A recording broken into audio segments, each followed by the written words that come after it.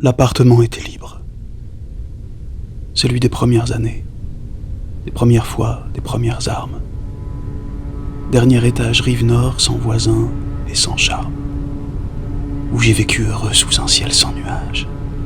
Libre et émerveillé d'embrasser mon destin sous un ciel sans nuages. Mon destin sans nuages.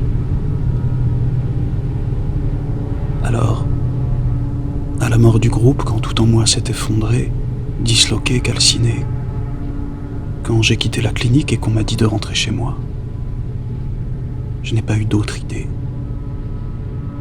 C'est là que je suis rentré.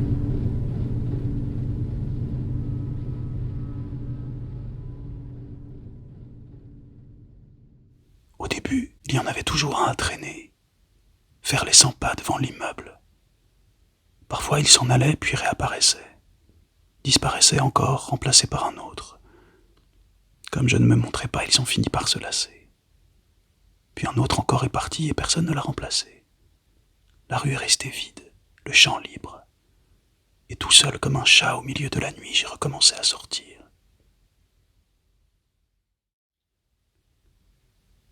J'ai réglé mes affaires. Vendu la villa aux palmiers, le terrain sur la colline, le pavillon du centre-ville, avec ascenseur privé, moulure et parquet ancien. Cédé mes droits, vendu mes parts, les actions cotées en bourse. Le père vieillira tranquille, la petite ne manquera de rien. Et moi j'attends tout là-haut dans la chambre aux fantômes. Un autre jour, une autre nuit. Rien à faire. Calme plat. Silence assourdissant. Un autre jour, rideau fermé, l'écran allumé près du lit, tu pleures à gros bouillon.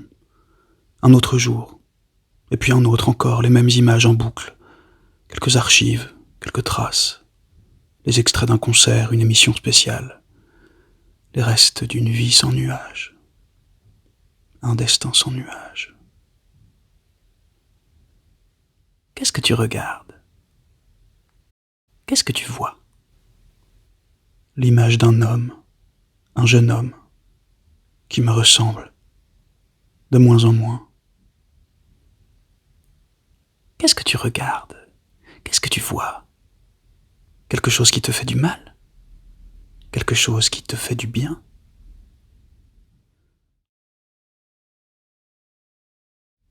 C'est comme une piqûre, une petite plaie qu'on gratte, qu'on ne peut pas s'empêcher de gratter. On apaise la piqûre et on rouvre la plaie. Qu'est-ce que tu regrettes? Ta jeunesse? Ta voix? Ta voix, seulement ta voix, ou bien ton corps de jeune homme, ton visage de jeune homme, ton charme, ton allure, ta puissance de jeune homme, les bouches qui t'acclamaient, les yeux qui t'admiraient? Est-ce que c'est joli? Est-ce que c'est obscène? Est-ce que ça fait mal? La nostalgie? J'ai été cet homme, surdoué, flamboyant, immortel à 20 ans. Je ne l'ai pas rêvé, je ne suis pas encore fou. Ou bien c'était un rêve. Ou bien je deviens fou à force de le regarder vivre, bouger.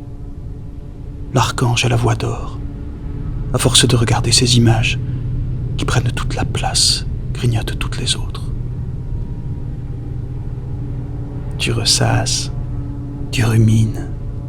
Tu sais bien qu'ils en veulent encore, tous. Ils en redemandent. Au moins une tournée d'adieu, un dernier tour de piste.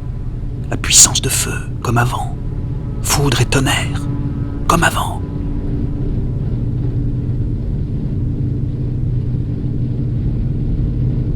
La fièvre blanche toutes les nuits, est-ce que c'est un rêve? Le silence dans la rue et la chambre aux fantômes. Les longs jours blancs, rideaux fermés, est-ce que c'est un rêve? Un cauchemar?